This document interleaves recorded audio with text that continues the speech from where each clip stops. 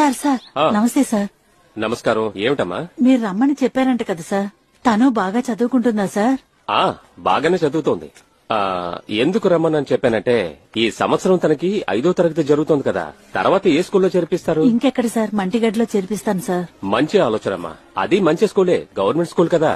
అవును సార్. దాంతో పాటు నాకు ఇంకొక ఆలోచన వచ్చిందమ్మా. ఏంటి సార్? అదేంటంటే ప్రతిభావంత విద్యార్థుల కోసం నేను స్కూల్ స్టార్ట్ చేశాను. అది మన డిస్ట్రిక్ట్ లో కూడా ఉంది. నవోదయ స్కూలు అంటారు. 5వ తరగతి ఎగ్జామ్ తో పాటు ఆ ఎగ్జామ్ కూడా రాసి పాస్ అయితే 6వ తరగతి నుండి 12వ తరగతి వరకు ఫ్రీ ఎడ్యుకేషన్ ఉంటుంది. అక్కడ చేర్పిస్తే తన భవిష్యత్తు బాగుంటుంది. నాకు అంతగా తెలీదు సార్, ఏంటో ఎలాగా అని. అంటే అదేమంత కష్టం కాదు. 5వ తరగతిలో పరీక్ష అని కట్టుకోవాలి. సరే సార్. 4వ తరగతి 3వ తరగతి విషయాలన్నీ బాగా చదువుకోవాలి. ఆ తర్వాత తను వేరే పని చూసుకోవచ్చు. ఫ్రీ టైం ఉన్నప్పుడు నా దగ్గరికి పంపించండి, నేనున్నా కదా, నేను నేర్పిస్తాను.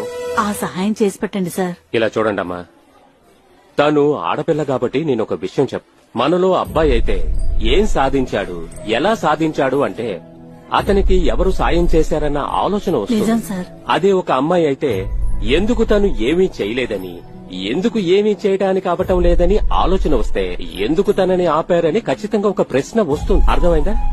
ఇలా చూడమ్మా, కూతుర్ని చదివించాలని నువ్వు, బాగా చదవాలన్న తన ఆశయాన్ని ఏ కష్టము స్టాప్ చేయకూడదు. ఇదే నా ఆశ. ఇలా చూడండి సార్, నాకు ఇలాంటి విషయాలన్నీ తెలీదు సార్. మీరే మాకు సహాయం చేయాలి సార్. సహాయం లేదు, ఉపకారం లేదమ్మా.